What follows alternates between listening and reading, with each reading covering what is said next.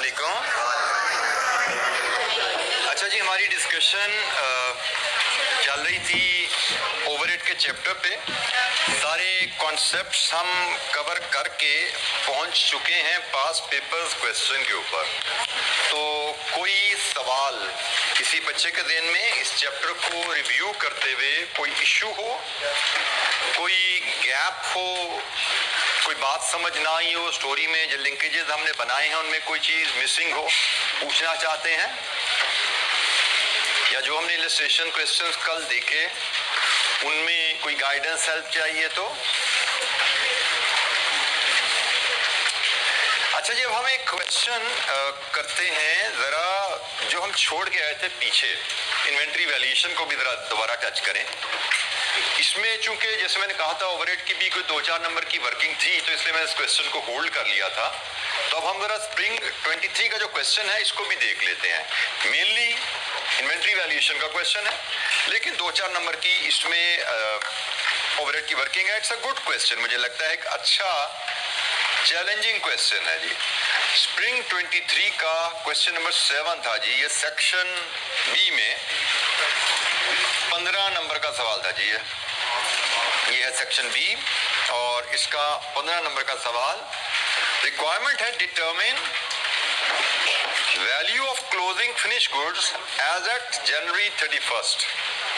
Value of closing finish goods as at 31st January. चलिए पढ़ते हैं जी सवाल। ये Asghar Ali associates AAA commenced business on 1st January 2023. It manufactures two products X and Y. अच्छा, सवाल को बेटा पढ़ते हुए ना बड़ा तवज्जो अपने डेट्स पे और फैक्ट्स पे करनी होती है। उसने बताया है कि कंपनी ने नया कारोबार शुरू किया है 1 जनवरी को, 2 प्रोडक्ट बनानी, और हमें इन्वेंट्री वैल्यूएशन किस तारीख की कहा गया है? 1 जनवरी को कारोबार शुरू किया, सिर्फ कारोबार के 1 महीने बाद। ठीक है, जरा चीजें ध्यान में रखते हैं, क्योंकि जितना अच्छा आप स्टोरी को, फैक्ट्स को ऑब्जॉर्व करेंगे, उतना बेहतर सवाल समझ के आप हल कर पाते हैं। अच्छा, following information pertains to its activities during the month of जनवरी।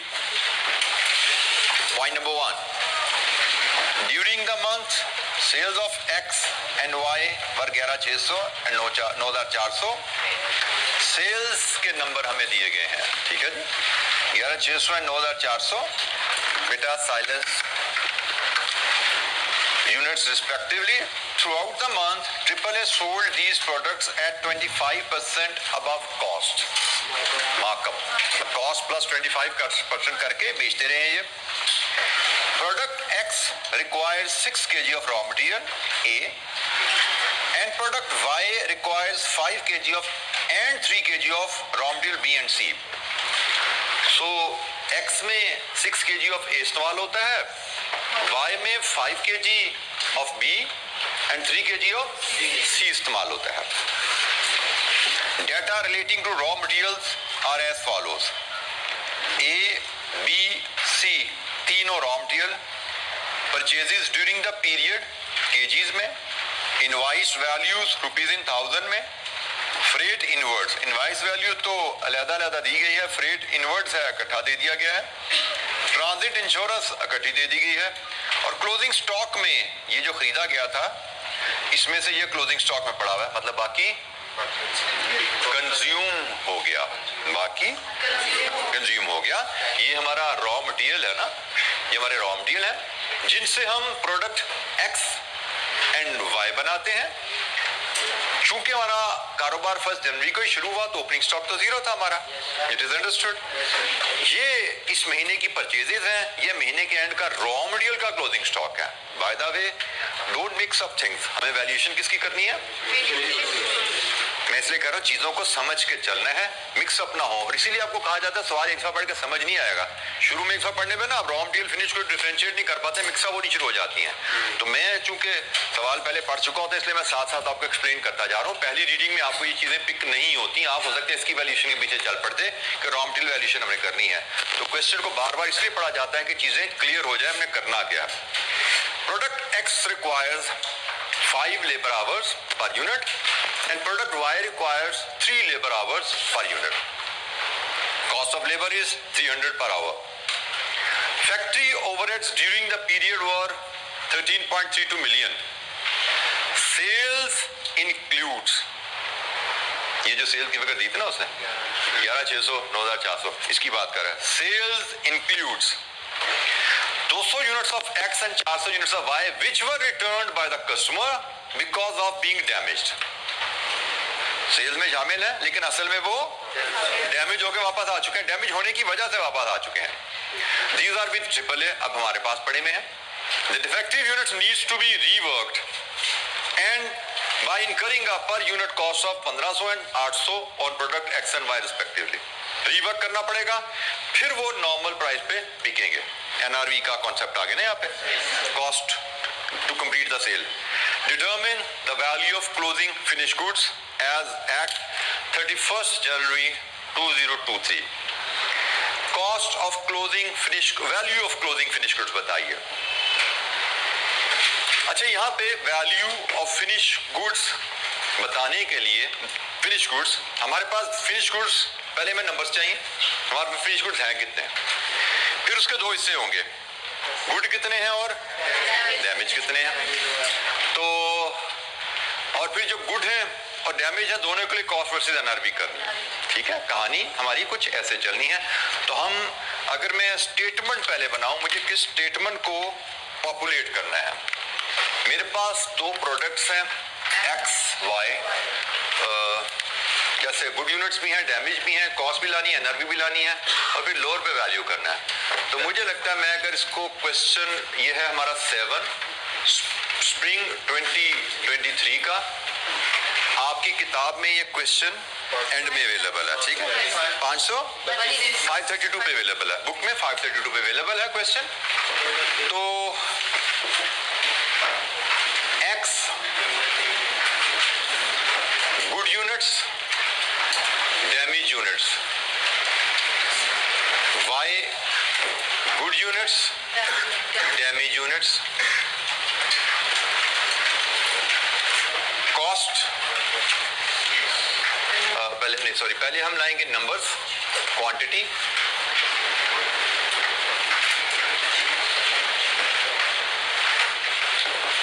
फिर लाएंगे इनकी कॉस्ट, फिर लाएंगे इनकी एनआरवी, फिर value at lower, value at lower. ठीक है, कॉस्ट और एनआरवी में से जो लोअर है उस पर वैल्यू करना. ठीक हो गया. अच्छा, जहां तक तो बात है ना डैमेज यूनिट्स की, वो तो उसने मैं बताए नहीं कितने हमारे पास. एक्स के कितने हैं 200 और वाई के कितने हैं. अब हमें गुड यूनिट्स का नहीं पता वो हमारे पास कितने हैं. गुड यूनिट्स कितने हैं वो हम कैसे निकाल सकते हैं. कहां से निकालें गुड यूनिट्स जी. जितना कंज्यूम है उसमें से जो बचेगा एक बच्चा याद कर बताया मुझे, मेरे पास क्लोजिंग स्टॉक में यूनिट्स कितने पड़े हुए हैं एक्स के वाई के, ये जानना है. ये जो क्लोजिंग हम इसमें से अपना निकालेंगे कितना हमने कंज्यूम किया और कितना कंज्यूम किया. बिल्कुल ठीक है. 96,000 का नशा है. 96,000 11,600 को नफी करेंगे और ये 200 को नफी करेंगे, गुड यूनिट्स निकालेंगे. इतना सौखा नहीं है. ये क्या है, रॉ मटेरियल. 11,600 क्या है, फिनिश गुड्स. पहले कहा था ना रॉ मटेरियल फिनिश गुड का जरा हिसाब ध्यान में रखना. ये है रॉ मटेरियल. पहला स्टेप आपने बिल्कुल ठीक कहा कि भाई इससे पता लग गया रॉ मटेरियल कंजम्पशन कितनी हुई है. तो भाई कंजम्पशन को जोड़ोगे आप इसके साथ, पता लग जाएगा प्रोडक्शन कितनी हुई है. क्योंकि एक यूनिट एक्स बनाने में 6 kg लग जाता है, तो जितना आपने एक कंज्यूम किया है उसमें प्रोडक्शन कितनी की होगी. प्रोडक्शन में से फिर निकालोगे 11,600. तो जनाब यहां तक बात, आधी बात आपके साथी ने ठीक की थी. मैं इसके लिए एक वर्किंग वन, छोटी छोटी स्टेप वाइज हम चलते जाते हैं.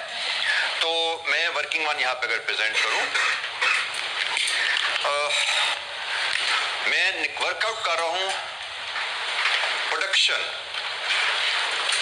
Of x. पहले production of x, raw material ए 132,000 मैंने परचेज किया.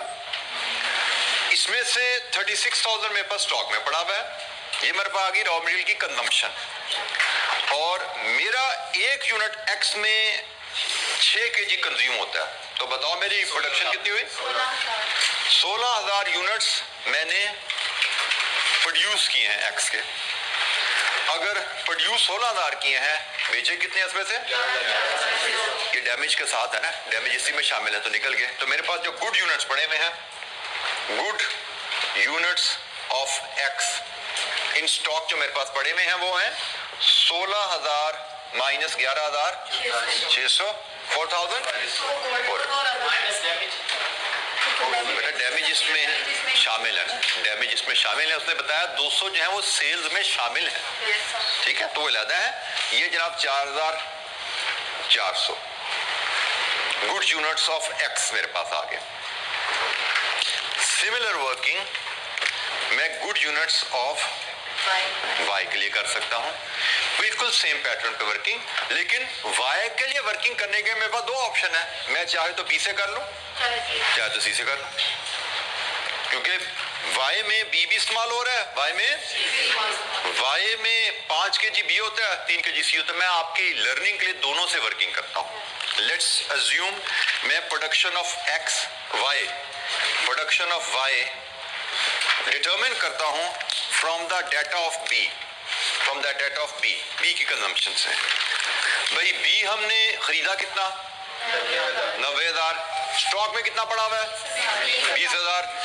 तो ये हो गया जी कंजम्पशन, और पर यूनिट 5 से डिवाइड कर दो, प्रोडक्शन आ गई 14,000। और यही वर्किंग हम चाहें तो सी से रिपीट कर सकते हैं। सेम नंबर हम सी से भी शायद निकाल पाएंगे। सी खरीदा कितना? स्टॉक में कितना पड़ा हुआ है? और पर यूनिट सेम। तो हम यहां से निकाल लें या यहां से निकाल लें, हमारे पास ऑप्शन थी, हमारे पास ऑप्शन थी, ठीक है। तो बहरहाल हमें एक ही करना था, दोनों दिखाने की जरूरत नहीं थी। बहरहाल 14,000 आ गया हमारे पास। तो यहां से अब good unit of Y, good units of Y in stock, production 14,000, कितनी है इसकी? 9,400, 4,600 यूनिट्स। ये जनाब इसका स्टॉक आ गया गुड यूनिट्स का 4,600। सो यूनिट्स इन हैंड हमारे पास आ गए।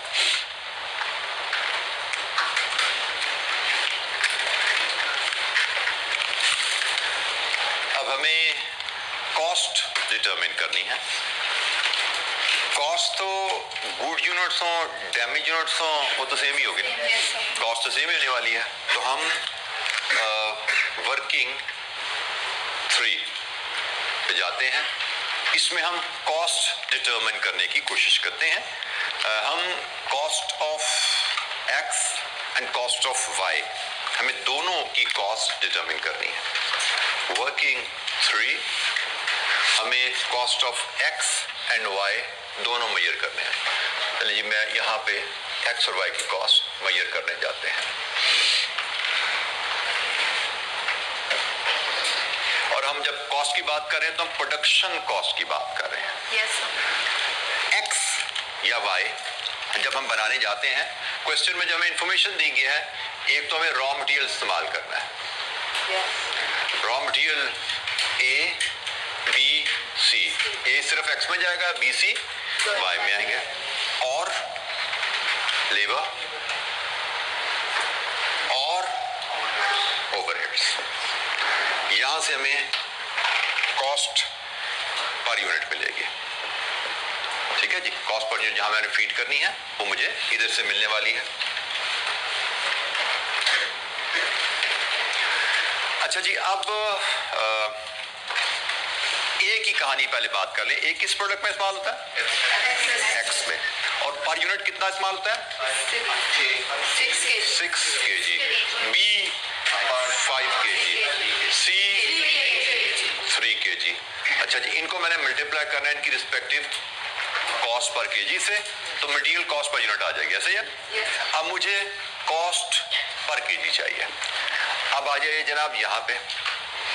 अब अब हमने इन्वेंट्री वैल्यूएशन का कॉन्सेप्ट पढ़ा हुआ है। पहली बात, हम प्रोडक्ट कॉस्ट पे जा रहे हैं। प्रोडक्ट कॉस्ट में मटेरियल, लेबर, ओवरहेड तीनों शामिल होंगे। यही 3 एलिमेंट्स हमें यहाँ पे बताए गए हैं।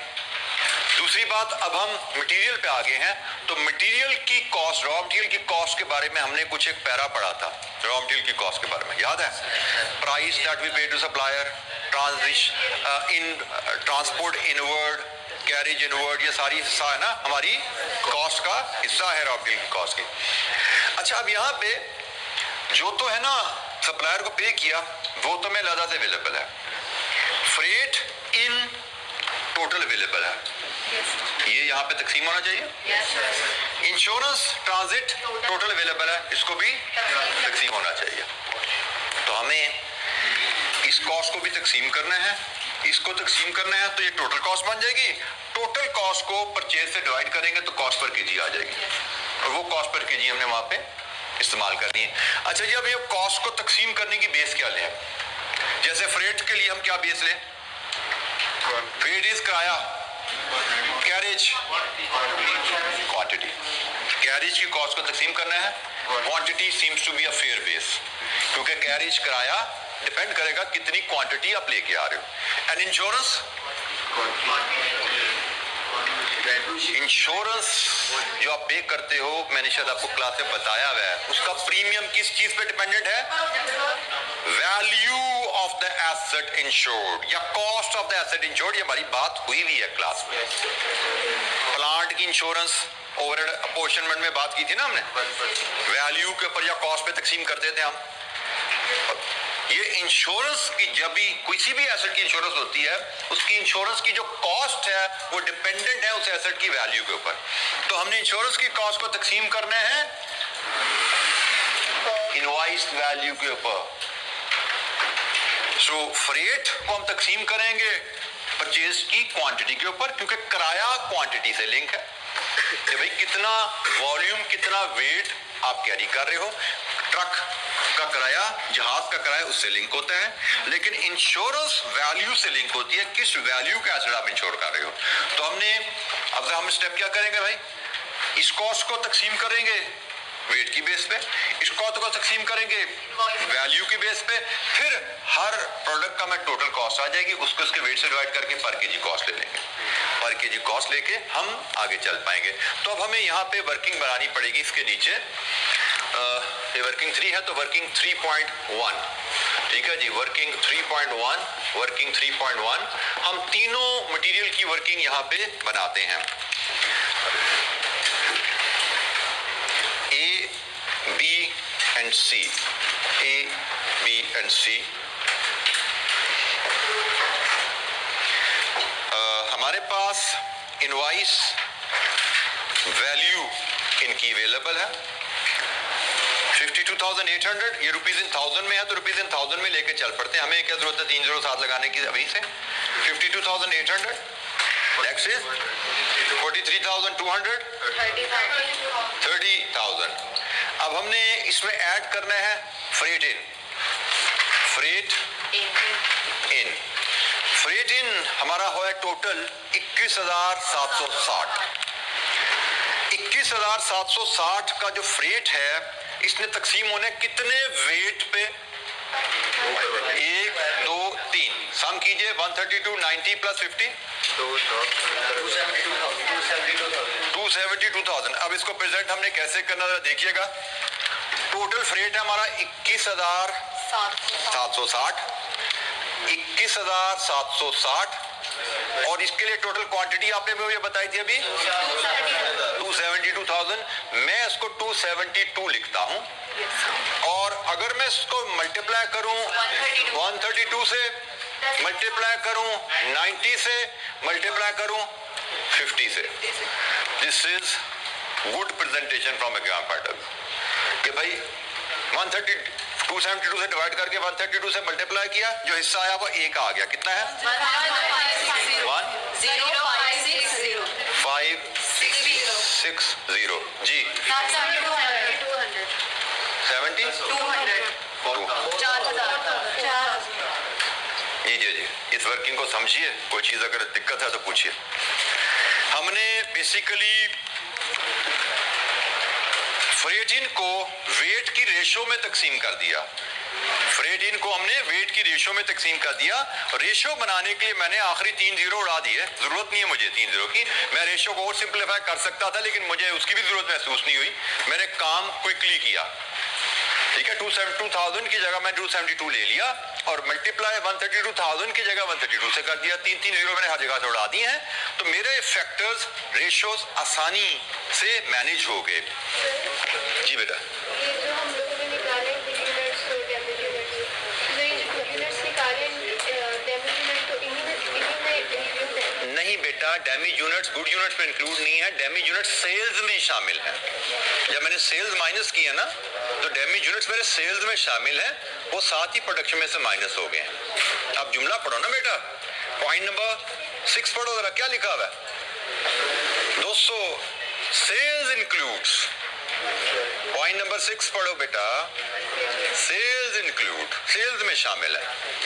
जो ऊपर सेल्स की फिगर दी गई है नोट नंबर 1 में, उसमें शामिल है। तो जब मैंने प्रोडक्शन में से सेल्स की फिगर माइनस की है, तो डैमेज यूनिट माइनस हो गए हैं, और वो मैंने लिया था वहां पे दिखा दिए। जी बेटा, परचेजेस में से क्लोजिंग स्टॉक को माइनस कर रहे हैं, रॉ मटेरियल परचेज में से क्लोजिंग स्टॉक को माइनस कर रहे हैं, तो कंजम्पशन आ गई। तो ये कंजम्पशन आ रही है ना, तो ये हम यहाँ पे इसको प्रोडक्शन मेंशन कर रहे हैं। बेटा कंजम्पशन को मैं डिवाइड कर रहा हूँ रॉ मटेरियल पर यूनिट से, कंजम्पशन को डिवाइड कर रहा हूँ, फिर प्रोडक्शन आ रही है। प्रोडक्शन आ रही है, ठीक है। मैंने टोटल इस्तेमाल किया 96,000 केजीज, और एक यूनिट बनता है 6 केजी से, तो टोटल कितना यूनिट बने 96,000 में? 60,000। ये फिर यूनिट्स होंगे। जी बेटा, ये फिनिश गुड्स के यूनिट्स हैं। ये कंजम्पशन ऑफ एक्स नहीं है बेटा, ये प्रोडक्शन ऑफ एक्स है। ये आपने गलती की है, मैंने तो नहीं की। ऊपर प्रोडक्शन लिखा हुआ था, नीचे आपने कंजम्पशन कर दिया। ये प्रोडक्शन ऑफ एक्स है। 16,000 यूनिट्स हैं। जी, किसी बच्चे को कोई कंप्यूटेशन पे अभी क्लैरिटी चाहिए, समझ नहीं आई, कोई कैलकुलेशन तो पूछिए। हमने पहले स्टेप में वर्किंग 1 में हमने एक्स की प्रोडक्शन निकाली। एक्स की प्रोडक्शन हमने रॉ मटेरियल ए की कंजम्पशन पे बेस करके निकाली। 16,000 units, 96,000 KGs of x consume हुआ। 6 केजी पर यूनिट एक्स ए कंज्यूम होता है एक्स बनाने में, तो 96,000 ए कंज्यूम हुआ। 6 केजी पर यूनिट के हिसाब से 16,000 एक्स बने, और सेल्स 11,600 हो चुकी, तो फिनिश गुड्स में 4,400 पड़ा है। सेम वर्किंग हमने बी और सी को लेके वाई के लिए डिटरमिन की। वाई की प्रोडक्शन 14,000 थी, तो क्लोजिंग स्टॉक में 4,600 है। फिर हमने कहा जी यूनिट्स हमारे पास आगे हैं, गुड भी और डैमेज भी। अब हम कॉस्ट पर यूनिट की तरफ चले थे, उसमें हम रॉ मटेरियल को डिस्कस कर रहे हैं। अभी हमने फ्रेट की कॉस्ट को वेट की रेशियो में तकसीम कर दिया। अब इसी अंदाज में हमें इंश्योरेंस की कॉस्ट को इनवाइस वैल्यू की रेशियो में तकसीम करना है। तो ट्रांजिट इंश्योरेंस है हमारी। टोटल खर्चा कितना है ट्रांजिट इंश्योरेंस का? 3780। इसको डिवाइड करेंगे वैल्यू कितना है जी साम, ये इनका वैल्यू का था, ये गिवन है 126, इसका साम तो में गिवन है। तो इसको मैंने डिवाइड करना है 126 से, मल्टीप्लाई करूंगा 52.8 से, 43.2 से, 30 से। लीजिए जी, ट्रांजिट इंश्योरेंस के भी 3 हिस्से हो गए। इसका हिस्सा 1584, 1296, 900। लीजिए जी, यहां से हमें मिलेगी cost, total cost of raw material. Total cost of raw material, हमारे पास quantity of raw material purchases available है, और यहां से हम if this is A, this is B, A divided with B will give us cost per KG, cost per KG. और यही हम यहां से लेने निकले थे ना, ए की, बी की, सी की कॉस्ट पर केजी। तो मुझे जरा बताइए कि इनकी कॉस्ट पर केजी क्या आ रही है। ख्याल कीजिएगा कॉस्ट पर केजी को ना आप रुपीज में ले जाइएगा और उसके लिए आप क्या करेंगे, A divide with B multiplied with 1000, तो आपकी कॉस्ट पर केजी रुपीज में आ जाएगी। कैलकुलेट कीजिए, हर बच्चा कॉस्ट पर केजी कैलकुलेट करे रुपीज में और फिर मुझे आंसर शेयर कीजिए। जी बेटा सर वो पहले 1000 कॉमन लिए हैं, 1,26,000 में पूरा नहीं आएगा सर। सबर सबर क्या हुआ? सर इनवॉइस वैल्यू है वो 1000 में पहले कॉमन ली हुई है, 1,26,000 पूरा नहीं आएगा उधर नीचे। तो भैया आप पूरा करके कर लो, आपका जवाब इससे को फर्क आता है तो बताना मुझे। करके देखो जरा, 52.8 करके देख, फटाफट करके देख, जो शक है ना दिमाग में उसको निकालो, करके देखो, फर्क आता है तो मुझे बताना।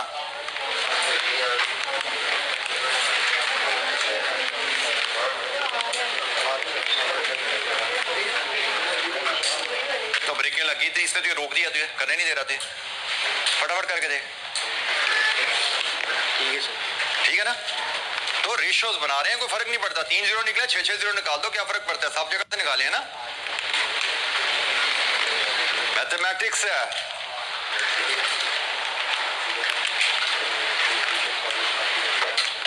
मुझे आप लोगों ने कॉस्ट पर केजी बतानी है रुपीज में, A B C cost per KG.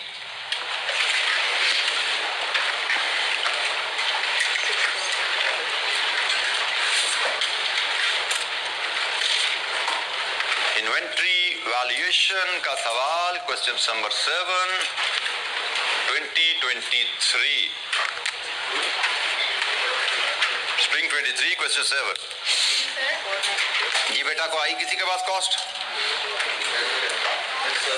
और आपको मैंने कहा है ना कि जब आप पर यूनिट या पर केजी जब निकाल रहे हो तो 2 डेसिमल तक बोल दिया करो, लिख लिया करो, इट इज अप्रोप्रिएट। ठीक है, जब हम पर यूनिट या पर आवर या पर केजी रेट निकाल रहे हो तो उसको 2 डेसिमल तक लिखना बेहतर है, इसलिए मैं इसको रुपीज में भी ले आया ताकि जरूरत पड़े तो हम 2 डेसिमल भी लगा दें। ये कितनी आ रही कॉस्ट? 492 574 698 जी। ये कॉस्ट देख लीजिए जी, ठीक है जी, कोई डिसएग्रीमेंट किसी बच्चे को यहाँ पे?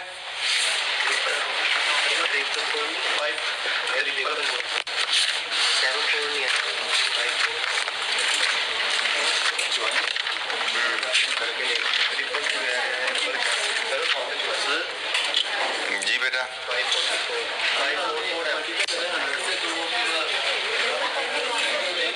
सॉरी,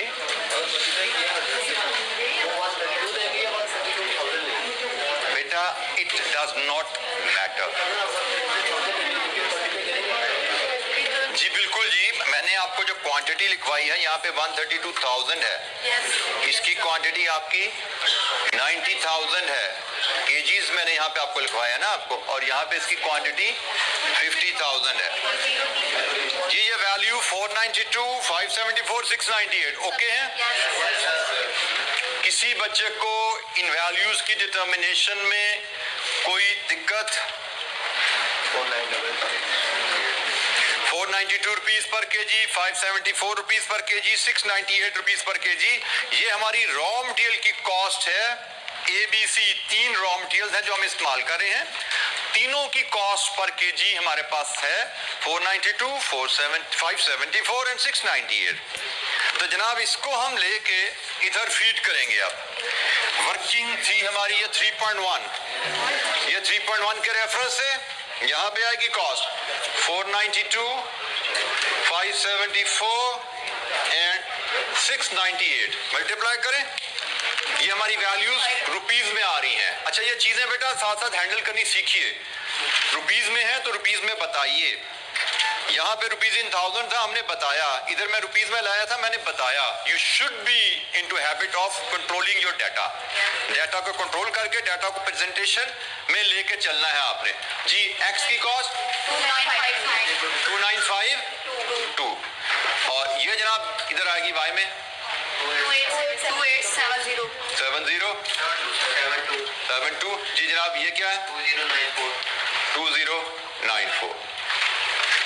रॉ मटेरियल की कॉस्ट एक्स और वाई की क्या है वो हमने मेजर कर ली।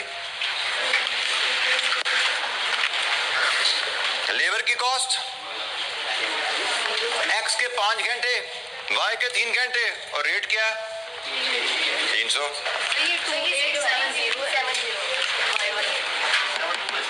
बेटा 4 × 5 करो तो 0 ही बनता नजर आ रहा है मुझे। बेटा मैंने पॉइंट लिखा हुआ है यहाँ पे, ये मैं चीज आपको पहले बोल चुका हूँ कि पहले तो या तो मुझे यहाँ पे पॉइंट लिखवा देना आपने मुझे पॉइंट लिखवाया नहीं है। जब पॉइंट नहीं लिखवाया तो कैलकुलेशन में कहाँ से आएगा पॉइंट भी? जो वैल्यूज मैंने लिखी हुई है उन्हीं वैल्यूज को लेके मैं चल रहा हूँ। पॉइंट लिखवा देते तो पॉइंट को कैलकुलेशन में यूज कर लेते, यहाँ पे भी पॉइंट लिखे होते। आपने डेसिमल जब लिखने में नहीं लिए तो कैलकुलेशन में भी नहीं लेने, ये ख्याल रखना होता है आपने। बी कंसिस्टेंट, ये गाइडलाइंस हैं, ये रूल्स हैं, इनको साथ आप अपने वो ना गुट्टी से बांध लो। कैसे ही चलना है हमने, जो वैल्यू लिख दी है उसके हिसाब से आगे कैलकुलेशन लेकर चलो। तो मैं तो सिंपली दिस इनटू दिस करना है, मुझे अब डेसिमल जब यहाँ लिखे नहीं है तो मैंने इस्तेमाल भी नहीं करने कैलकुलेशन में, ठीक है।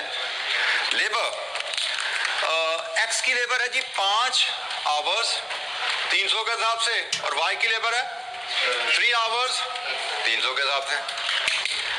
तो ये है जनाब 1500, ये है 900।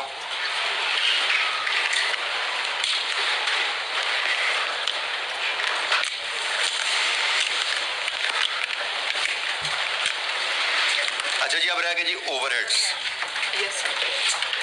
ओवरहेड्स हमें बताए हुए हैं टोटल ड्यूरिंग द मंथ। अब मैंने इसको बनाना है पर यूनिट ऑफ एक्स पर यूनिट ऑफ वाई। अब ओवरहेड का चैप्टर हम पूरा पढ़ के आए हैं, कोई बच्चा बता सकता है हम इसको पर यूनिट ऑफ एक्स पर यूनिट ऑफ वाई कैसे बनाए?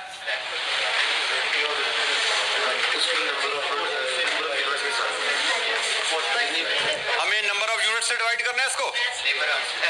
हर यूनिट पे सेम टाइम लग रहा है, क्या करें? हमने सीखा हुआ है कि कंपनी अगर एक प्रोडक्ट बनाती है तो ओवरहेड को यूनिट से डिवाइड कर दो, ओवरहेड कॉस्ट पर यूनिट आ जाती है। फिर हमने सीखा है कंपनी एक से ज्यादा प्रोडक्ट बना रही हो जिस पे डिफरेंट टाइम लग रहा हो तो आवर से डिवाइड करो ताकि कॉस्ट पर आवर आए, और फिर जिस प्रोडक्ट पे जितने आवर्स लगे हैं। तो हमें यहाँ पे लेबर रेट निकाल के 5 × रेट और 3 × रेट करना है।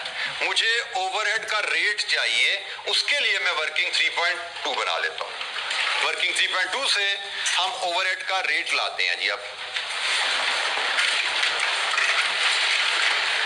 3.2 वर्किंग से ओवरहेड का रेट लाएं तो ओवरहेड का रेट आएगा overhead divide with total labour hours.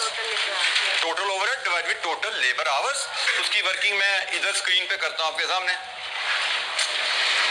हमारे टोटल ओवरहेड्स कितने हैं? मैं ओवरहेड एब्जॉर्प्शन रेट पर लेबर आवर बनाने जा रहा हूं। टोटल ओवरहेड्स कितने हैं जी? ये लिखे आ रहे हैं 13,320 000। टोटल आवर्स कितने हैं?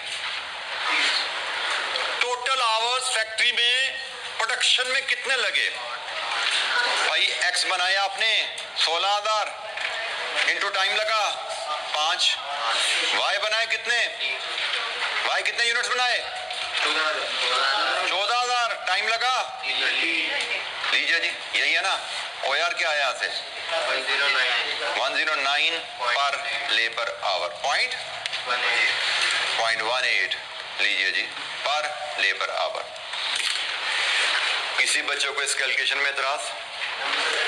हमने टोटल ओवरहेड्स को टोटल लेबर आवर से डिवाइड कर दिया, हमारे पास रेट आ गया ओवरहेड अब्जॉर्प्शन का 109.18 पर लेबर आवर।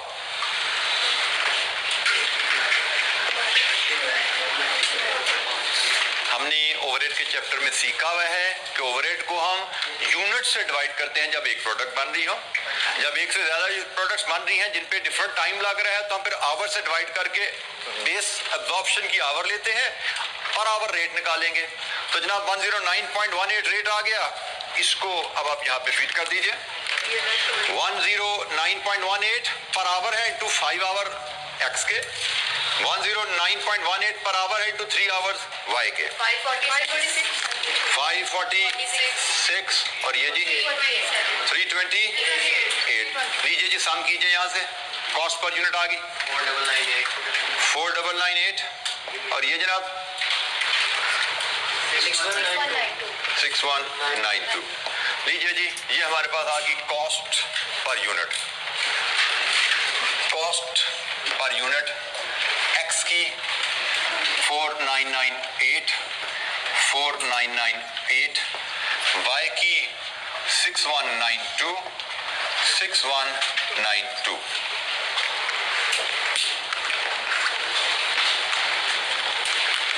कॉस्ट तो गुड यूनिट्स है डैमेज यूनिट्स है बराबर ही है ना भाई, क्योंकि वो भी जो डैमेज यूनिट्स हैं वो भी हमने बना के बेच दिए हुए थे, वो तक कस्टमर ने वापस भेज दिए, ये खराब है, तो कॉस्ट तो हमारी बराबर लगी है। हाँ, एनआरवी में फर्क आएगा, एनआरवी में फर्क आएगा। एनआरवी के लिए हम वर्किंग 4 बना लेते हैं, एनआरवी हम वर्किंग 4 में हैंडल कर लेते हैं। एनी क्वेश्चन, यहां तक किसी कैलकुलेशन में कोई दिक्कत? ये एक अच्छा सवाल है इन्वेंट्री वैल्यूएशन का, लेकिन अगर आप देखें तो इसमें कोई कॉम्प्लेक्सिटी नहीं है, बेसिक चीजें जो हमने सीखी हुई हैं उन्हीं कॉन्सेप्ट की एप्लीकेशन है। ऐसी कोई चीज यहाँ पे नहीं है जो हम कहेंगे ये आउट ऑफ द वर्ल्ड है, सिर्फ it's required repeated reading of the question. एक दफा, 2 दफा, 3 दफा पढ़ो तो आपको रिलेशनशिप खुद ही समझ आने शुरू हो जाते हैं। रॉ मटेरियल किधर है, फिनिश गुड्स किधर है, ये सारे रिलेशनशिप आपके बिल्ड होने शुरू हो जाते हैं। कोई ऐसी ट्रीटमेंट जो आपको लगे कि यार ये तो कभी ना सुनी ना देखी, पता नहीं इसको कैसे करना चाहिए था, मतलब मुझे लग रहा है कि मैं जब चीजें आपको एक्सप्लेन कर, पहले तो पढ़ के समझ आएगी, अगर नहीं भी आई तो when I explain you should be able to, हाँ ठीक है समझ आ रही है, हमने पढ़ा हुआ है। अगर ऐसा नहीं है तो पूछिए मुझसे, भाई आपको ऐसी इन लग रही नहीं भी दुनिया से बाहर की बातें हो रही हैं, ऐसी ना सुनी थी ना कभी पढ़ी थी, तो पूछिए। लेकिन अगर आपको लग रहा है हाँ समझ आ रही है बात, तो इसका मतलब अगर मैं नहीं एक्सप्लेन करता तो आप खुद 4 दफा सवाल पढ़ लेते, आपको समझ खुद आ जानी थी। यहाँ पे शायद मेरी हेल्प से आ रही है, खुद करने बैठते तो 4 दफा पढ़ के खुद समझ आ जानी थी, ठीक है। अगर if you are able to relate it to your prior learning, लेकिन प्रायर लर्निंग से रिलेट नहीं हो रहा तो पूछिए। कोई चीज यहाँ पे ऐसी नहीं आई अभी तक जो आपकी प्रायर लर्निंग से रिलेट ना हो पाए। अच्छा, ये आखिरी वर्किंग वाली आएगी है एनआरवी की। एनआरवी के लिए हमें गुड यूनिट्स और डैमेज यूनिट्स को दोनों को देखना पड़ेगा। एनआरवी बाय डेफिनेशन क्या होती है? Estimated selling price minus cost to complete the sale. अच्छा जी, एस्टिमेटेड सेलिंग प्राइस तो ये मिल रही है यहां से जी, कॉस्ट निकाली ना हमने, कॉस्ट 25%, ये एस्टिमेटेड सेलिंग प्राइस आ गई। And cost to complete the sale में सिर्फ डैमेज यूनिट्स की रीवर्क कॉस्ट का जिक्र है, सिर्फ डैमेज यूनिट्स की रीवर्क कॉस्ट का जिक्र है, कोई सेलिंग कॉस्ट का जिक्र इस क्वेश्चन में नहीं है। इसका मतलब गुड यूनिट्स को बेचने का कोई खर्चा नहीं है एडिशनल, डैमेज यूनिट्स को बेचना है उस प्राइस पे तो रीवर्क की कॉस्ट है। तो जनाब हमारी एनआरवी की वर्किंग मैं अगर यहाँ पे आपके सामने प्रेजेंट करूं, एनआरवी की वर्किंग नंबर 4 हम बना रहे थे तो मैं यहाँ पे बनाता हूँ। एक्स के गुड यूनिट्स, एक्स के डैमेज यूनिट्स, इसी तरह वाई के गुड यूनिट्स और वाई के डैमेज यूनिट्स, ये सारों की एनआरवी हम यहाँ पे ले लेते हैं।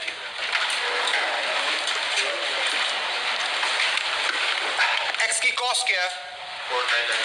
4998 इंटू 1.25, ये आ गई एक्स की एनआरवी। 6248 गुड यूनिट्स की 6235 और डैमेज यूनिट्स की एनआरवी होगी 6235 माइनस डैमेज यूनिट्स की रीवर्क कॉस्ट कितनी है?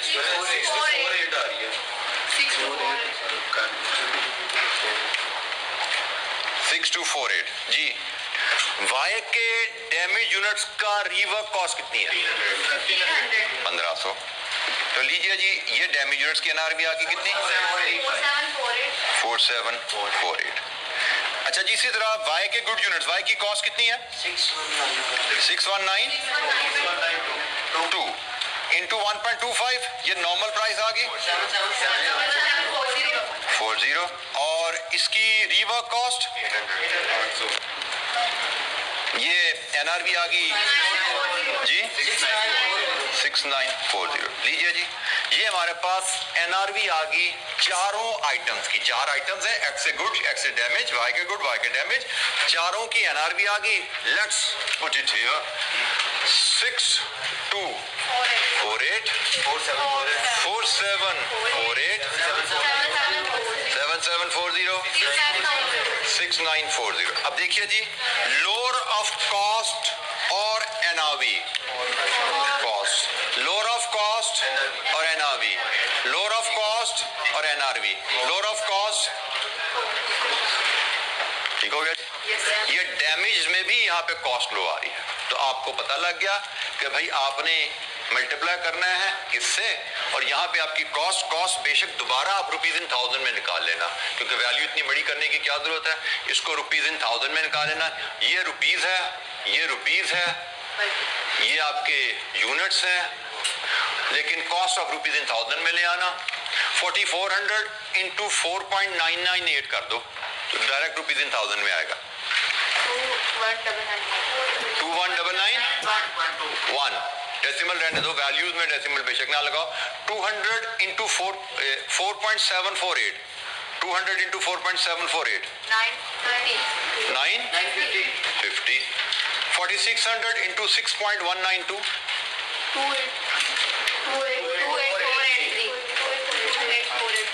400 इंटू 6.192 7। लीजिए जी, ये आपकी वैल्यू ऑफ इन्वेंट्री, सम कर दीजिए सबका।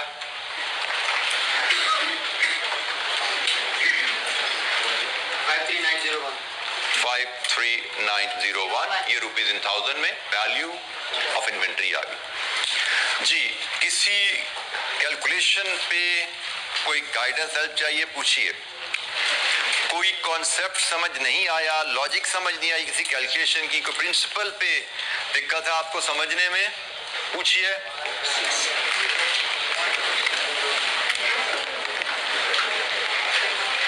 कंप्लीट क्वेश्चन आपके सामने है। ओआर सारी वर्किंग इस वक्त कुछ स्क्रीन पे, कुछ बोर्ड पे, तकरीबन आपके सामने इस वक्त।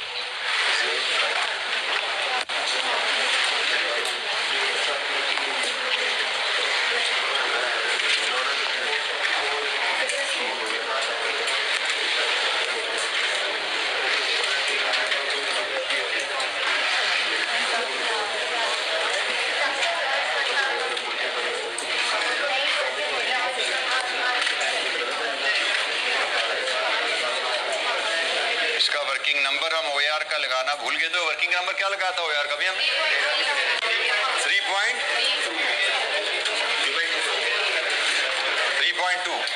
3.2 वर्किंग थी हमारी ओआर की, तो ये वर्किंग नंबर 3.2 हमारा आ रहा है।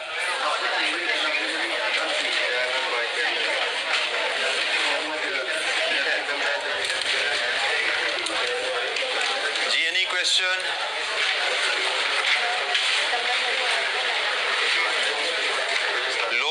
कॉस्ट और एनआरवी का असूल है। अच्छा, यहाँ पे मैं एक तो फिर आपको याद करा दूं कि अगर आपको लोअर ऑफ कॉस्ट और एनआरवी का प्रिंसिपल पता है, और आपको पता है मैंने इन्वेंट्री वैल्यूएशन इस टेबल की मदद से ही बनानी है, और अगर ये सवाल मैं आपको ओवरहेड के चैप्टर से पहले करवाता, मतलब ओवरहेड आपको नहीं आता, तो आप सिर्फ ये फिगर मिस करते थे।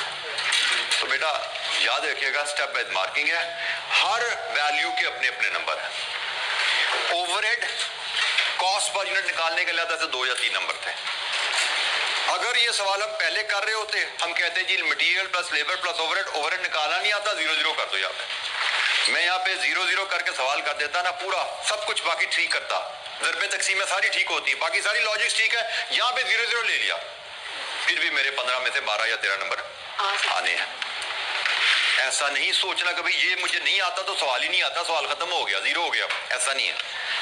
अगर आपको लोअर ऑफ कॉस्ट और एनआरवी का प्रिंसिपल पता है तो वो प्रिंसिपल अप्लाई करके दे के आओ।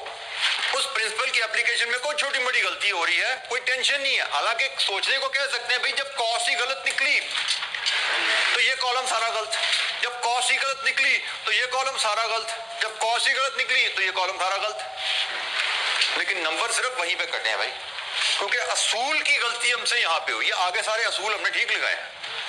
तो एग्जामिनर आपके प्रिंसिपल की एप्लीकेशन देखता है, वैल्यूज को नहीं देख रहा कि वैल्यू क्या निकाली, हर स्टेप की वैल्यू के नंबर नहीं दे रहा। अगर किसी एक स्टेप पे वैल्यू गलत निकाल दिया आपने तो उस एक स्टेप पे आपके नंबर कटेंगे, उसके आगे असूल ठीक चल रहे हैं, नंबर पूरे मिलते जाएंगे, ठीक है। सो मैंने आपको जो एक जुमला बोला था, फिर मैं बोलता हूं, पास करने के लिए सब कुछ परफेक्ट करना जरूरी नहीं होता, पास होने के लिए कंप्लीट करना ज्यादा जरूरी है। चीजें जो सवाल पकड़ो उसको कंप्लीट करने की कोशिश करो, परफेक्ट हो जाए अच्छी बात है, नहीं होता कोई टेंशन नहीं है, क्योंकि पास होने के लिए सब कुछ 100% ठीक होना जरूरी नहीं है। मैथमेटिक्स के पेपर है, 100% ठीक हो जाएगा तो 100/100 आ जाएगा, तो वो तो खुदा ना खाता नहीं ना लेना हमने, हमें तो पास होना है बस, ठीक है। तो परेशान नहीं होना, अगर सारा कुछ ठीक होता जाए तो परेशान नहीं होना, कुछ गलत हो जाए तो भी परेशान नहीं होना।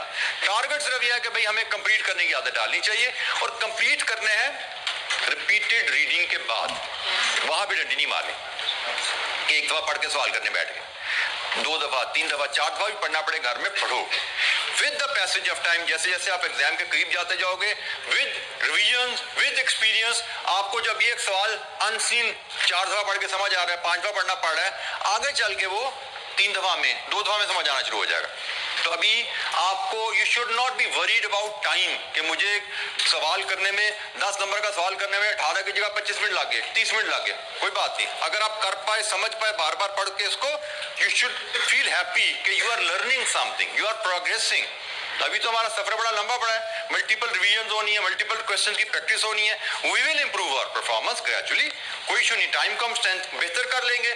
लेकिन फिलहाल हमारा टारगेट है हम क्वेश्चन को पढ़ने की आदत डालें, क्वेश्चन के बारे में सोचने की आदत डालें, क्वेश्चन का आंसर का फॉर्मेट डिजाइन करने की आदत डालें, खुद सोच के, ज्यादा टाइम लगता लग जाए, कोई टेंशन नहीं है, we will improve our that area as well इंशाल्लाह। जी जी बेटा, प्रैक्टिस क्वेश्चन बेटा किताब में वो कम तो नहीं है ना, जो आपने जो हम करें बेटा, किताब में किस एरिया के क्वेश्चन आपने कर लिए? बेटा ओवरहेड का चैप्टर हमने पढ़ा, मैंने ओवरहेड के कितने सवाल करवाए आपको, वो तो भी करने हैं हमने। इन्वेंट्री में पास पेपर में क्वेश्चंस हैं ही कम, इन्वेंट्री का टॉपिक में पास पेपर क्वेश्चन कम है, ठीक है। उसमें कुछ क्वेश्चन आपको यहाँ पे अवेलेबल हैं और कुछ मैं चले आपसे मजीद शेयर कर लूंगा, लेकिन आगे जो चैप्टर जाएंगे उसमें में बहुत ज्यादा क्वेश्चन मिलने वाले हैं। जैसे ओवरहेड के चैप्टर की बात करें, जिस तरह क्वेश्चन पढ़ते हैं ना, तो चाहे आता भी हो, लेकिन जब स्टेटमेंट पढ़ते हैं तो समझ नहीं आती करना क्या। बेटा इसीलिए मैं कहता हूँ बार बार पढ़ें, एक दफा पढ़ के मुझे भी समझ नहीं आती भाई। सर आपने अभी किया तो हमें पता चल गया, हमें तो ये भैया मैंने आपको बताया कि मैंने आपको जिससे एक्सप्लेन किया, ये एक्सप्लेन करने के लिए मैं घर से सवाल पढ़ के आया था, मैंने स्टोरी सारी समझी हुई थी कि मैंने आपको एक्सप्लेन करनी है, लेकिन जब आप खुद ये क्वेश्चन करने बैठोगे आपको 3 दफा 4 दफा सवाल पढ़ना पड़ेगा, आप लोगों को परेशानी शुरू हो जाती है, एक दफा पढ़ लिया समझ नहीं आया क्या करें। तो मैं आपको बता रहा था, टीचर एक दफा पढ़ के मुझे समझ नहीं आती, आपको कहां से आएगी। ये एक सवाल मैंने भी जुमला बोला, ये एक अच्छा चैलेंजिंग सवाल है, चैलेंजिंग सवाल है, तो आपको शायद 4 या 5 दफा पढ़ना है फिर समझ आएगी। बेटा आप पढ़ने से घबराते हो, इस चीज को खत्म करो। जब तक आप सवाल को बार बार पढ़ने की आदत नहीं डालोगे, आपकी रीडिंग पावर, कंप्रीहेंशन पावर, चीजों को पढ़ के समझने की ताकत नहीं बढ़ेगी। बार बार पढ़ने की आदत डालो, आहिस्ता आहिस्ता this will improve. There is no गोली कि मैं आपको खिलाऊं भाई ये गोली खा लो तो अब आपको पढ़ने की ताकत ठीक होगी, अब आपको एक दफा पढ़ के समझ आ जाएगा सवाल। It is only practice and habit, ठीक है। तो जो भी सवाल आपको करने को मिले अनसीन कीजिए। आप जैसे बात करो क्वेश्चन की, तो मैं अगर ओवरहेड के चैप्टर की बात करूं जो हम भी शुरू कर रहे हैं, इस चैप्टर में हमारे कितने सवाल हैं? 18 क्वेश्चंस हैं इस चैप्टर के एंड पे, और लेटेस्ट अटेम्प्ट डाल लें तो 2 और होंगे, 1 या 2 जरूर होंगे। 19 मैंने तो क्लास में 7-8 डिस्कस करने हैं आपसे, तो ये मोर देन इनफ है क्वेश्चन। अगर आपने असूल सीख लिए हैं, आदतें ठीक कर ली हैं अपनी, तो ये 18-19 question, 20 question are more than enough, along with the illustration जो हम ऑलरेडी 15-17 इलस्ट्रेशन करके निकले हैं।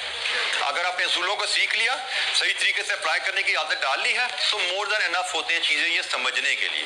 बाकी इंशाल्लाह टेस्ट मिलेंगे आपको, टेस्ट के क्वेश्चन आएंगे, असेसमेंट्स आएंगी, टर्म टेस्ट आएगा, उसमें मजीद क्वेश्चन आपको मिलते जाएंगे टू प्रैक्टिस।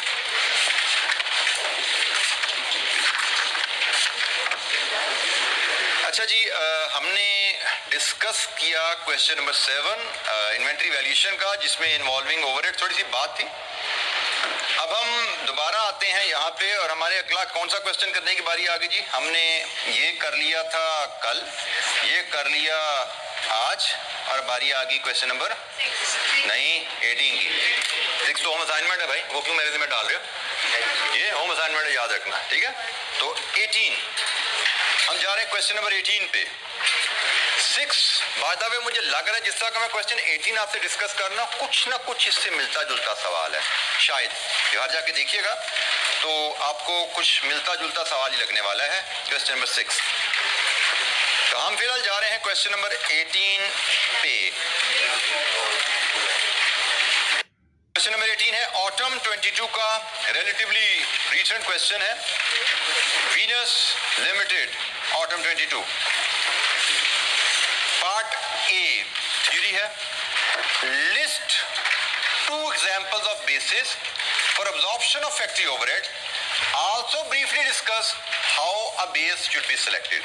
अच्छा, क्वेश्चन को बेटा बड़ा ध्यान से पढ़िए। उसने कहा जी 2 एग्जांपल को लिस्ट कीजिए, मतलब नाम लिखिए सिर्फ उनका, फिर बेस की सिलेक्शन कैसे की जाती है इस प्रिंसिपल पे थोड़ी सी डिस्कशन कीजिए। वैसे यहाँ पे discussion is not the appropriate word, शायद यहाँ पे ब्रीफली एक्सप्लेन आना चाहिए था, लेकिन चले। नंबर 2 है, ये याद रखना है। 2 नंबर का मतलब 3 से 4 मिनट, इससे ज्यादा यहाँ पे नहीं लिखना।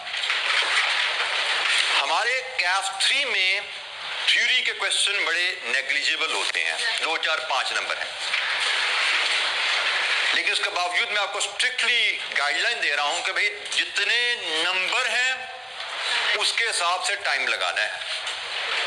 यहाँ पे अगर 2 की जगह 2 मिनट, 2 नंबर के सवाल पे 4, 3.5 मिनट लगने चाहिए, आप 4 या 5 भी लगा दोगे ना, आपको बहुत बड़ा नुकसान होता नहीं है वैसे, लेकिन थ्योरी के पेपर में बहुत बड़ा नुकसान कर बैठते हो आप लोग। मैं थोड़ी सी रेफरेंस, आल्दो मेरा एरिया नहीं है, लेकिन मैं एडवाइस आपको देना चाहूंगा। थ्योरी के पेपर में हमारे बच्चे जो फेल होते हैं ना, उसकी एक बहुत बड़ी वजह होती है पुअर टाइम मैनेजमेंट। थ्योरी के पेपर में हमेशा जितने मार्क्स हैं इनटू 1.8 उतने टाइम में वाइंड अप करना सवाल, ये ध्यान में रखो। हमारा बच्चा क्या सोचता है, 10 नंबर का सवाल है, नॉलेज आपके पास है ही इतना कि 10 मिनट में खत्म हो गया, तो 10 मिनट में खत्म करके आगे चले गए। आपको लगता है भी 10 नंबर के सवाल पे मुझे जो आता था मैंने लिख दिया, 10 मिनट लगे तो क्या हुआ, मैंने तो सही लिखा। ऐसे नहीं होता। इसी तरह 5 नंबर का सवाल आया, उसके लिए आपने पूरी किताब कहीं से पढ़ी हुई थी, 4 सफ़े भर दिए, लगने चाहिए तो 9 मिनट, आपने 18 मिनट लगा दिए, 20 मिनट लगा दिए। आपने कहा जिसका तो मैंने बहुत अच्छा कर दिया। तो मेरा 10 नंबर का सवाल मैंने 10 मिनट में किया, कोई बात नहीं, 5 नंबर का सवाल मैंने 20 मिनट में किया, कोई बात नहीं। एंड में जाके शायद 10 नंबर का पेपर भी छूट गया, 20 नंबर का छूट गया इस वजह से, लेकिन हमारी सारी कैलकुलेशन गलत होगी। मैंने 5 नंबर के सवाल पे 20 मिनट लगा दिए, तो मुझे क्या 8 नंबर मिल जाने, उसमें से 12 नंबर मिल जाने। 5 में से क्वालिटी ऑफ आंसर पे डिपेंड करते हुए 2.5, 3, 3.5 इतने नंबर मिले हैं। और 10 नंबर के सवाल पे मैंने लगाए ही 10 मिनट हैं, तो मैंने सवाल की रिक्वायरमेंट को जस्टिफाई नहीं किया। 10 नंबर का मतलब है कि 18 मिनट लगाने थे भाई, आप रिक्वायरमेंट को समझ ही नहीं पाएगा, 10 मिनट में करके आगे चले गए। तो थ्योरी के पेपर में strictly go by that marks converted into time, ना ज्यादा ना कम। 1 मिनट ज्यादा 1 मिनट कम हो जाए, इससे ज्यादा फर्क नहीं पड़ना चाहिए। इससे ज्यादा टाइम कम या ज्यादा करोगे, दोनों सूरतों में आपको मार पड़ती है। लेकिन 10 नंबर के सवाल को आपने 10 मिनट में किया, इसका मतलब आपने जवाब ही 5 नंबर के बराबर लिखा है, आधा जवाब लिखा है आपने। तो आधे में से क्वालिटी पे डिपेंड करते हुए आपको 2 नंबर मिलेंगे, 2.5 मिलेंगे, 3 मिलेंगे। 10 में से 6-7 नंबर नहीं मिलेंगे आपको, क्योंकि आपने जवाब ही आधा लिखा है। आपको 18 मिनट लिखना था, 19 मिनट लिखना था, आपने 10 मिनट में खत्म कर दिया। इसका मतलब आपने कंटेंट पूरा यकीनन नहीं लिखा, जिसकी आपको समझ शायद नहीं एग्जाम में आई। बट टाइम अगर पूरा नहीं लगाया तो आंसर पूरा नहीं है। टाइम ज्यादा लगा दिया तो एक्स्ट्रा नंबर नहीं मिल जाने, इसलिए ना ज्यादा लगाना है ना कम लगाना है। यहाँ पे भी वही उसूल है, 2 नंबर है, 2 मिनट 3 मिनट मैक्सिमम 4, इससे ज्यादा नहीं लगाने। लिस्ट का मतलब लाइनें, तो जनाब बेसिस बताइए ओवरहेड एब्जॉर्प्शन की लिस्ट में, पर यूनिट, पर आवर। ठीक है, हम यूनिट बेसिस पे ले सकते हैं, लेबर आवर बेसिस पे ले सकते हैं। लिस्ट हमने तो 5 की पढ़ी थी, बट इसने 2 मांगे, 2 बता दी। सिलेक्शन का क्राइटेरिया जी, अब यहाँ पे 2 लाइनें लिखनी पड़ेंगी इसके लिए भी, क्योंकि मुझे लगता है 1 नंबर हमें इस पे मिल जाना है 2 पॉइंट लिखने के, और 1 नंबर के लिए हमने ये डिस्कशन करनी है सिलेक्शन, कब हम यूनिट लेते हैं, कब हम आवर लेते हैं। तो हम एक जुमले में बताना चाहेंगे भाई it depends on the nature of the business, like for example if company is producing 1 product, per unit base is appropriate. However, if company is making more than 1 product, then probably per hour base will give fair result, fair values of overhead per unit. That's it. कोई लंबी चौड़ी कहानी दाएं में जाने की जरूरत नहीं है। 1-2 जुमले में जो बातें हमने सीखी हुई हैं, एक आध जुमले में खत्म करना है, क्योंकि टोटल 2 नंबर है, 1 नंबर यहाँ पे, 1 नंबर यहाँ, तो हमने उस हिसाब से वर्डिंग फ्रेम करनी है, ज्यादा लिखने की कोशिश हमने नहीं करनी जरूरत से। अच्छा जी, अब आइए पार्ट बी पे। ये है जी 6 नंबर का, compute revised overhead absorption rate for the production department for the next year. Revised rate, शायद यहाँ पे कुछ कंपनी अपने एसेट्स में, अपने ओवरहेड्स में कुछ चेंजेस कर रही है, जिसकी वजह से में कहा जा रहा है नया रेट निकालो। क्वेश्चन नंबर 6 भी मैंने कहा इसी लाइन पे है, उसकी रिक्वायरमेंट भी एग्जैक्टली सेम है, रिवाइज्ड रेट, बट थोड़ा सा डाटा फर्क होगा, जाके देखिएगा। Venus Limited is a manufacturer of consumer goods. Below are details related to overheads of its production department for the year. Total machine hours available 2500 per machine, लेकिन 7500, इसका मतलब total machine कितनी है? 3 मशीन, 2500 पर मशीन अवेलेबल है, total 7500, इसका मतलब 3 machine आपके पास है। मशीन मेंटेनेंस आवर्स 150 पर मशीन, तो टोटल 3 मशीनों के 450। डिपार्टमेंटल ओवरहेड एब्जॉर्प्शन रेट पर प्रोडक्टिव मशीन आवर 850। ये करंट सिचुएशन है, उसने कहा जी करंटली आपके पास 100 टोटल आवर्स अवेलेबल है, इनमें से मेंटेनेंस में 150 के साथ से 450 निकल जाने हैं, और करंटली आपका ओवरहेड एब्जॉर्प्शन रेट जो है वो प्रोडक्टिव आवर के हिसाब से, प्रोडक्टिव आवर कौन से है माइनस करने के बाद, ठीक है, 7500 माइनस दिस, वो 850 है। करंटली आपका एब्जॉर्प्शन रेट ये है। The management of VL has decided to replace one of its existing machines having 0 book value. एक मशीन को रिप्लेस करना है जिन 3 में से, with a new machine which will cost 12 lakh and has a useful life of 10 years. The machine will be available for use at the beginning of next year and is expected to run for 25 hours during the next year. इसने भी 2500 घंटे चलना है, including, लेकिन इस 2500 में शामिल है 80 घंटे for setting up the machine, 110 hours for maintenance. नई मशीन है ना, तो नई मशीन को फिटिंग सेट करने के लिए, चालू करने के लिए 80 घंटे लग जाएंगे, और 110 घंटे इसके भी मेंटेनेंस में निकलने हैं। तो 2500 में से ये निकालोगे तो एक्टिव आवर आएंगे, इसके प्रोडक्टिव आवर आते हैं, ठीक है जी। तो ये जनाब मशीन की कहानी होगी, नई मशीन की। The estimated overheads for the next year new machine are given below. Electricity consumption per hour 110, annual maintenance cost 2 lakh, indirect labor cost 50,000. It has also been decided that from the beginning of the next year, one of the manager from the another department will be moved to the production department for the monitoring the line efficiency. The manager salary is 30,000 per month. अच्छा जी, हमसे कहा गया है कि भाई एक पुरानी machine निकालो, उसकी जगह एक नई मशीन लेके आओ, और इस चेंज के बदले में हमारे जो ओवरहेड एब्जॉर्प्शन रेट है वो कहाँ जाता है, उसको मेजर कीजिए। ओवरहेड एब्जॉर्प्शन रेट हमारा कहाँ जाता है, उसको हमें मेजर करना है। हम डिस्कस करें क्वेश्चन नंबर 18। अच्छा जी, हमें ओवरहेड एब्जॉर्प्शन रेट के लिए 2 चीजें चाहिए होती हैं, एक बजटेड ओवरहेड, दूसरा budgeted machine hours. Machine hours की बात हो रही है ना आप, मशीन आवर्स की, हमें 2 चीजें चाहिए। हमारे एग्जिस्टिंग ओवरहेड्स की कहानी यहां से पता लग रही है हमें, और नई मशीन की वजह से, पुरानी ने जाना है, नई मशीन ने आना है, तो उसकी वजह से ओवरहेड में जो चेंज आ रहा है वो यहाँ पे नजर आ रहा है।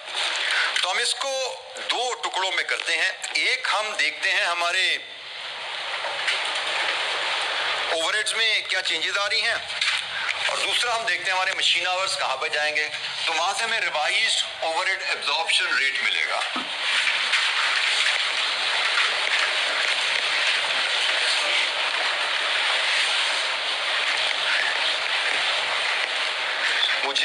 रिवाइज्ड ओवरहेड एब्जॉर्प्शन रेट चाहिए, रिवाइज्ड ओवरहेड एब्जॉर्प्शन रेट पर मशीन आवर चाहिए। उसके लिए मैं रिवाइज्ड बजटेड ओवरहेड्स लूंगा divided with revised machine our. लगता है कि ये जो मशीन आवर्स की वर्किंग है ना छोटी है, पहले मैं ये वर्किंग आपके सामने शेयर कर लेता हूँ। अगले साल मेरे पास कितनी मशीन होंगी? 3, 2 पुरानी 1 नई। मुझे देखना है कि अगले साल ये तीनों मशीन्स मिलके मेरे पास कितने घंटे काम करेंगी। तो भाई पहले हम बात करते हैं मशीन। अच्छा, यहाँ पे ध्यान में रखना है कि ये जो मशीन आवर्स होते हैं ना, ये प्रोडक्टिव होंगे, ऐसा ही है, प्रोडक्टिव मशीन आवर्स होंगे। तो पहले हम लेते हैं प्रोडक्टिव मशीन आवर्स।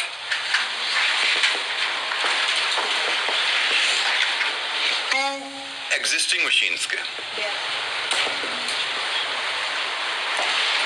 मुझे बताया गया है क्वेश्चन में कि मेरे पास जो 3 एग्जिस्टिंग मशीन्स हैं उनके प्रोडक्टिव आवर्स ये हैं।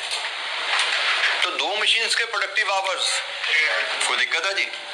7500 माइनस 450 बटा 3 इंटू 2, एग्री? 2 मशीन के प्रोडक्टिव आवर आ गए ना, क्योंकि इन 3 में से एक मशीन तो मैंने पुरानी बेच देनी है ना। तो 2 मशीन के मेरे एग्जिस्टिंग मशीन के प्रोडक्टिव आवर कितने हैं? 4700। और इसमें मैं ऐड कर दूंगा 1 न्यू मशीन, उसके प्रोडक्टिव आवर। तो नई मशीन के प्रोडक्टिव आवर जनाब ये आ रहे हैं 2500 में से ये माइनस कर दो, 2500 माइनस 80 माइनस 110, 2310। लीजिए जी revised machine hours, productive machine hour अगले साल के लीजिए जी 7010।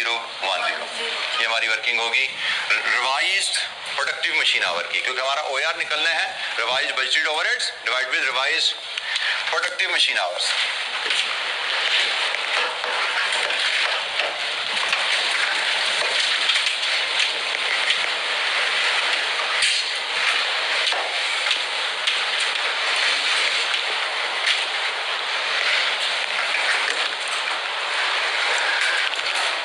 अच्छा जी, अब हम रिवाइज्ड बजटेड ओवरहेड्स पे जाते हैं।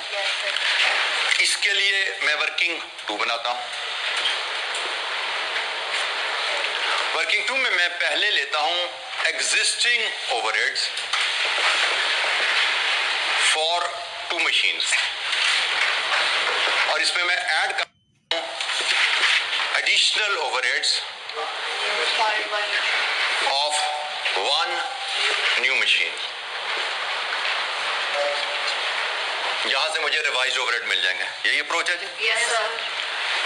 एग्जिस्टिंग 2 मशीन्स के ओवरहेड के लिए मैं एग्जिस्टिंग 2 मशीन के आवर्स को इस रेट से मल्टीप्लाई कर दूं तो मुझे एग्जिस्टिंग 2 मशीन के ओवरहेड मिल जाएंगे।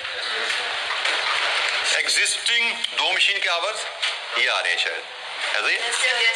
तो 4700 इंटू 850, शायद ये मेरे 2 एग्जिस्टिंग मशीन के ओवरहेड्स हैं।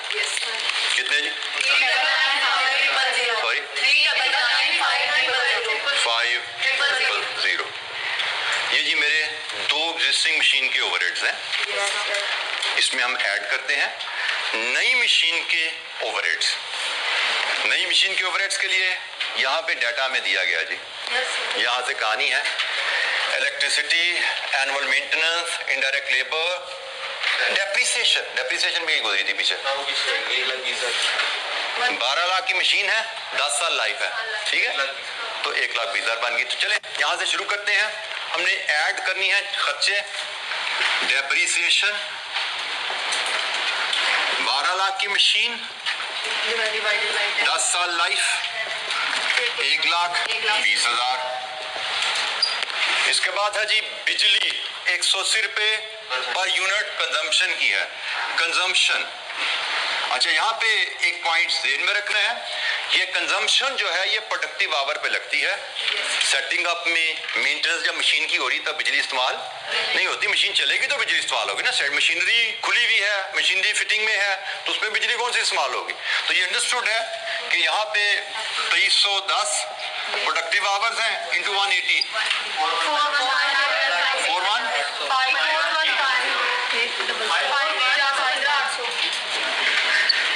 मल्टीपल आवाजें जब आती है ना मुझे समझ नहीं आती, मेरे साथ ये प्रॉब्लम है जी। एक आवाज आए तो मैं समझ पाता हूँ, मल्टीपल आवाजों में घूम जाता हूँ मैं। तो जनाब ये हो गया कंजम्पशन। और क्या जी खर्चा? एनुअल मेंटेनेंस कॉस्ट कितनी है जी? 2 लाख क्या? 2 आवाजें भी मुख्तलिफ आ रही हैं। अच्छा जी, तब क्या है? इनडायरेक्ट लेबर कितनी है? 50,000। और आखिरी कॉस्ट का जिक्र उसने पैरा में किया है, सैलरी है कितनी है? 30,000 पर मंथ। हम तो सालाना खर्चा ले रहे हैं 3,60,000। लीजिए सैलरी 30,000 ज़रब 12 3,60,000। लीजिए जी, ये आ गई 2 मशीनों का खर्चा एग्जिस्टिंग, ये नई मशीन का सारा खर्चा टोटल करें 0800 जी। Any question? यहाँ पे लाएंगे इस खर्चे को तो हमें, मेरा ख्याल है कि हमने शायद काम ठीक ही कर लिया है। 5140 800 डिवाइड करें आवर से, रेट क्या आ रहा है? सॉरी, पर मशीन आवर। ये है जी आपका 6 नंबर का part, revised overhead absorption rate जी। Any question? किसी कैलकुलेशन पे कोई गाइडेंस चाहिए पूछिए, कोई बात समझ नहीं आई पूछिए। अंडरलाइंग कॉन्सेप्ट वही है जो हम सीख चुके हैं, लेकिन क्वेश्चन की स्टेटमेंट्स जरा बदल के हमें आती हैं। वही बेसिक कॉन्सेप्ट, वही बेसिक फार्मूला OAR का है, लेकिन रिवाइज का वर्ड साथ डाल दिया तो रिवाइज बजट, रिवाइज आवर्स हमने डिटरमिन किए और रिवाइज OAR दे दिया। Any question?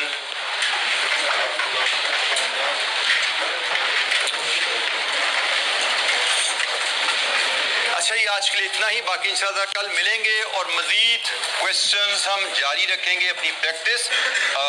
मैंने आपको क्वेश्चन 18 करा दिया, क्वेश्चन 6 आपको होम असाइनमेंट में मिल गया, तो अब हम यहाँ से आगे कहानी कल शुरू करेंगे इंशाअल्लाह। थैंक यू, अस्सलाम वालेकुम।